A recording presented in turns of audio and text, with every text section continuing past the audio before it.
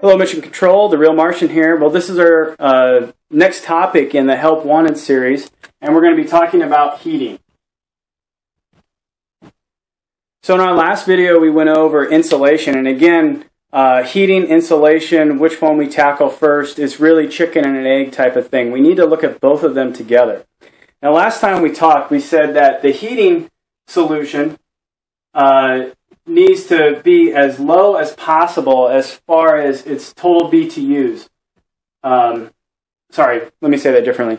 The insulation solution put in place needs to require less than 50,000 BTU per hour per lane. What this means is if we combine lane 1 and lane 2 together, we want no more than 50,000 BTU for that combined lane. If we split them up, then it's going to be 25,000 BTU per lane. So I'm thinking right now, I'm kind of leaning towards the solution is going to be the lane 1 and lane 2 combined. That's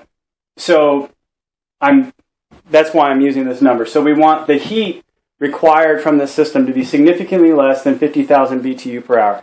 If it ends up being 50,000 BTU per hour, that's probably going to be fine, but we want to drive it as low as we possibly can.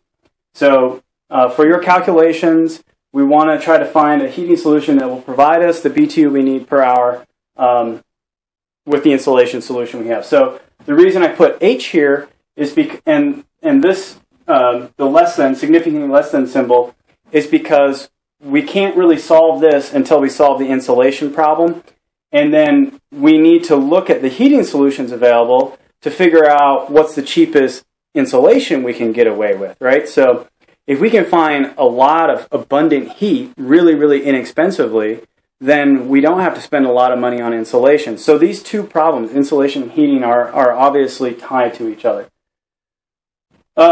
So the first requirement, again, is that 50,000 BTU needs to be provided or less. The second is the 11/11 completion date. So we need to get this thing done before November 11th. It needs to be done just as well as the installation, all by 11/11. Otherwise, the snow falls and we can't have any more heavy machinery up here and no more deliveries from Amazon Prime or anybody else.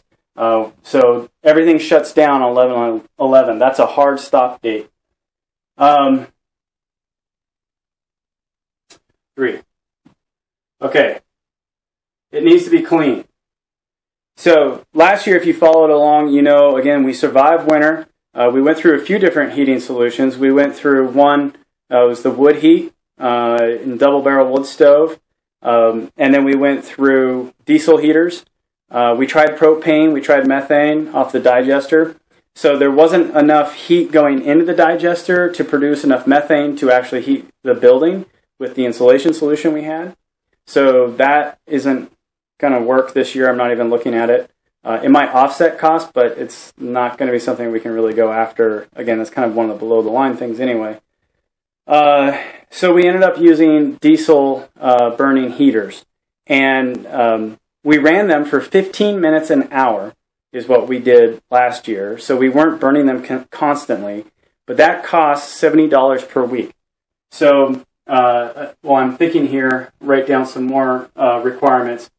We want it to be, our cost, we want to be significantly less than $70 per week. That's where we really need to get to for the entire solution. That would be lane 1 and lane, I'm sorry, that would be lane 1, 2, 3, and 4. So all lanes, which remember, if we box them, lane 1 and 2 will be together, and lane 3 and 4 will be together. So we really want $70 a week total to be our maximum cost. Let's see here. So yeah, clean. Back to clean. So we use those diesel heaters, and they worked. We, again, ran them for 15 minutes every hour. But you got a lot of soot everywhere because we weren't venting them out because I didn't have time to put the vents in. We were in an emergency situation. That's not what you should do. Kids, don't do that if you're at home. But we did it and we survived. We do not want to do that again this year. We have them in case of emergency. We can put those diesel heaters on, but do not want to use them. They're not clean. We had soot everywhere when I took down the plastic. So we definitely don't want to do that. Number 5, effort. We want the effort to maintain it to be as small as possible. So this basically means no wood heat. And the reason for that is 6, it has to be able to be operated from a distance.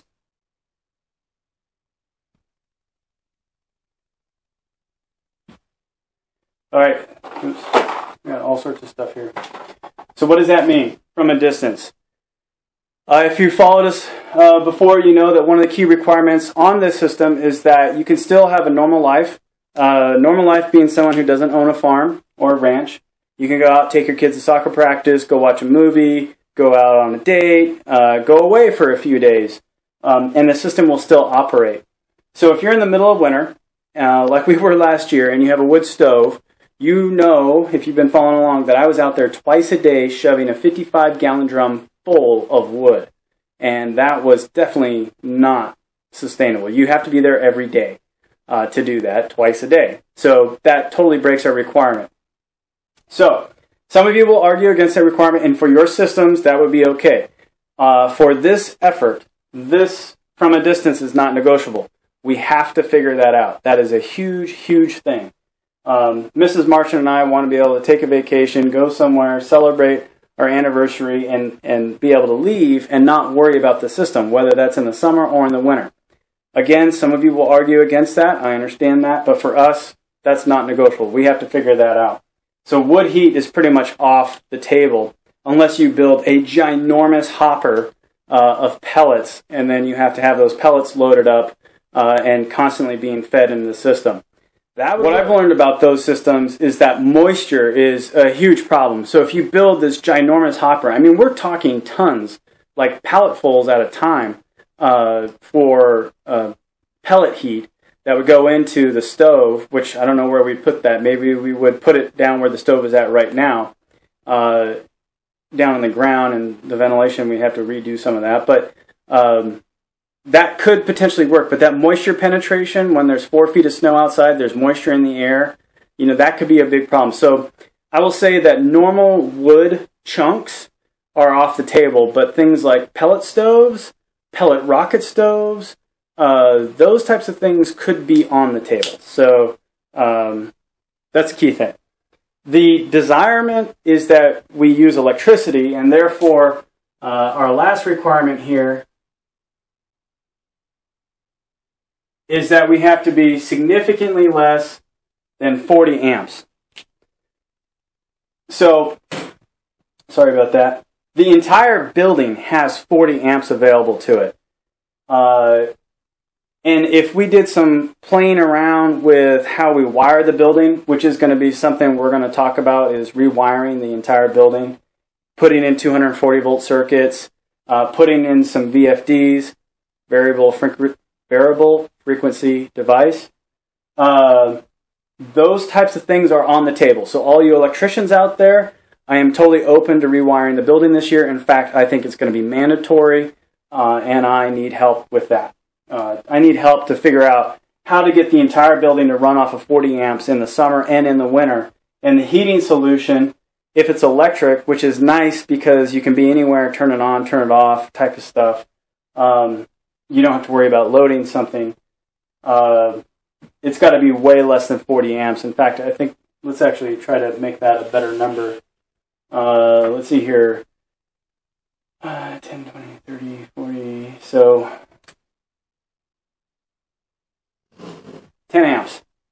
10 amps is what we're going to allocate to it. And you could surge for a while up to 20 amps. We could turn other things off. So we'll just say 10 to 20 amps is the electrical requirement for, if we go with heating, it has to be less than 10 to 20 amps. And it could be a 240 volt, it would have to be a 240 volt circuit to get down to this low level for the things that I've seen. Okay, so those are requirements. Now let's talk about some of the solutions that are out there. The leading solution right now, different color here.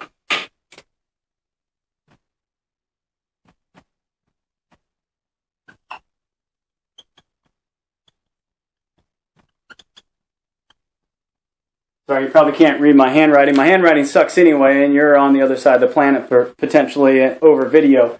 But what that says is geothermal heat tubes.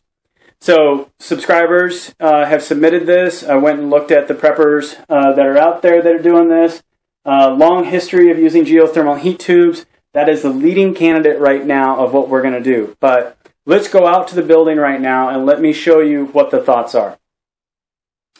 Okay, so now I just paused the video and I went out and I'm going to walk the actual site and I'm going to explain the challenges with the geothermal and ask for their help there. So as you can see, it's going to take a lot of area to get the tubes that we need through here. So I haven't done all the math yet. I've done some. We're going to need at least 5 tubes going out 250 feet each, or 250 feet long each. So that's a 250 feet out, 500 feet back, I think. I haven't done the math yet. Again, I've been just doing some rough stuff, so we got to really calculate that.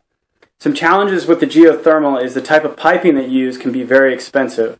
So part of this, we want to keep the costs as low as possible. So we'll just say that's requirement 0. Significant, pretty low costs. We want to keep it down as much as possible. Now, for the geothermal, I intend to have to rent an excavator. I've used the small backhoes on the back of the tractors before, and for the amount of dirt that we're going to have to excavate, that doesn't make any sense. That would take a long time. So we need to dig a hole somewhere between 6 to 12 feet down. 10 feet is what I've been reading, kind of where you should aim for. So we'll need an excavator with a big bucket on it. It'll need teeth, it'll need a thumb, because there are ginormous boulders out there. When I did the excavation for the building, I came up with quite a few Volkswagen-sized rocks. Some of them I got out. Others I had to go completely around. They were so big, and they live in families. So if they're rocks live in families. If you didn't know that, now you know. Knowing is half the battle. Anyway, back to my childhood there. So we know that there's going to be big boulders out there, so we're going to need an excavator that can get those things out. So I'm open to what size excavator you all think I should go rent, but I'll have to learn how to use it and then spend a weekend or so out there excavating this giant trench. Another challenge with it is how to bring it up into the building. The building kind of sits up elevated compared to where we're going to have to run the tubes, as I showed you in the video. So how do we get the tubes to come up into the building without going shallow in the dirt and losing all the heat that we just pumped it through the ground to get? I really like this idea because it is summer, or starting to be summer. Summer starts in a few days here in the Northern Hemisphere, and it would be nice to use this geothermal heat tube as a cooling system as well. That would be really great. And we could run the fish tank water and the digester water. We can run PEX tubing in this giant trench as well and just pump all the water through the tubing and keep everything at 54 degrees Fahrenheit throughout the winter, as well as the summer. That would be great for the rainbow trout.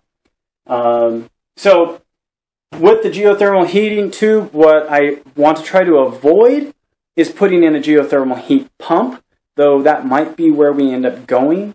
The reason for the geothermal heat pump I don't like it is because of the amps and the cost. So everything I've found so far is like, even with 240 volt circuit, it takes 30 amps to run one of those pumps. So if you guys can come up with something better than that, I'm all ears. I think geothermal heat pumps are the way to go, but the way to go in general. Like, I'd love to convert the house to it, but I don't see how we're going to be able to do that. So I'm thinking just normal tubes with some fans on them, blowing the air through and bringing it back in. And then for the water lines from the fish tanks and from the digester, we run everything underground just with a water pump. So that's option number 1. Option number 2, we've kind of talked about it, but is a heat pump. I really like the heat pump, though again, I just said it, the 10 to 20 amps is pretty much killer, but I'm hoping that if you guys know something I don't, which is a pretty good probability of that, then you might come up with a solution that allows a heat pump to go into this place.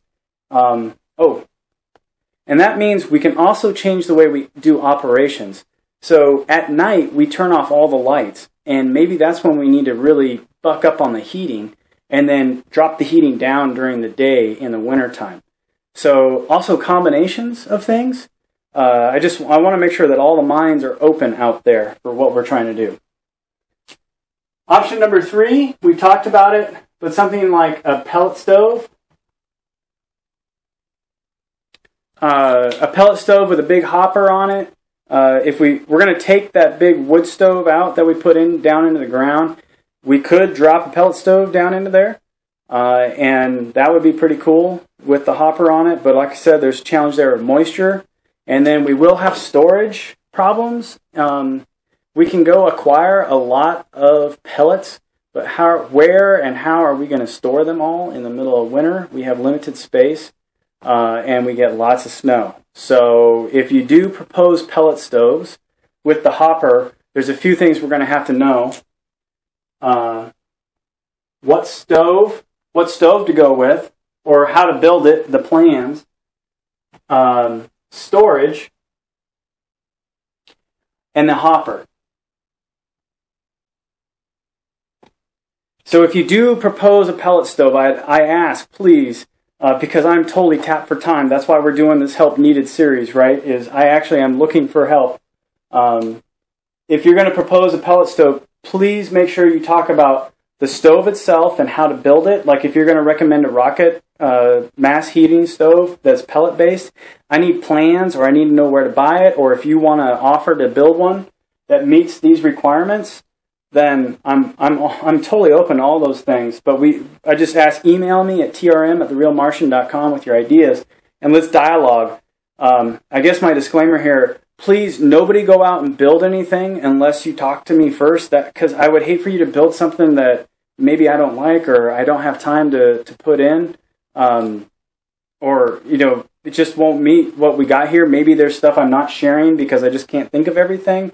And you build something way cool, but we get it here and it just doesn't work. So please don't go build anything without talking first with me, so that we can make sure that it's going to really meet all the requirements, and I can give you a lot more one-on-one time than just this video and some 7 requirements. So I'd say those are our top 3 solutions. I can't think of something else right now. Our backup plan. The backup is going to be diesel.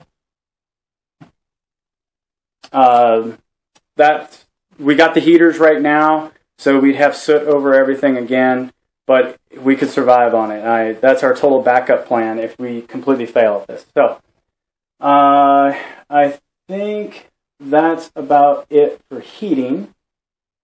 So I look forward to your questions and your comments online. Thanks for following along. If you like this video, be sure to give us a thumbs up. Hit subscribe if you like. You can hit the little bell and get notified when we put up new videos.